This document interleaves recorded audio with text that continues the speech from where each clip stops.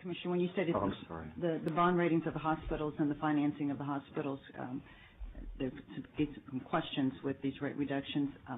I'm hearing that the rate reduction that, as stated in the bill, is 10%, is really greater than a 10% reduction to some of the providers, especially as it relates to the hospitals. Can you explain to me why I'm hearing this conflicting information?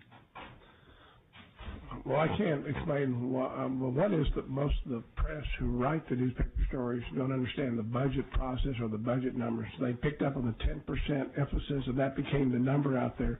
But the reality, when you look at things like rolling back to one-time rate increase, so that would increase that 10% for those providers that may have got a 3.5% or a 4% rate cut. They're now up to 15%. And then you take another 10% across the board, it's going to increase that. So when we look at the method of finance, dollars giving us based upon the caseload assumed in the bill, like and I guess in the long-term care area, we analyzed the nursing homes as a 30% rate cut.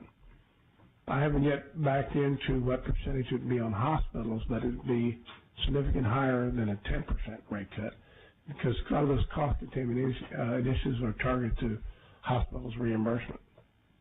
Yeah, and also as taking consideration the ARA funding that is no longer. That's true. And that's what's really affecting the nursing home. Take $4 billion out of your method of financing for what you use to fund Medicaid, your math goes up real quick. So their hit could put them, I mean, if the household took a hit at 30%, the household probably collapsed.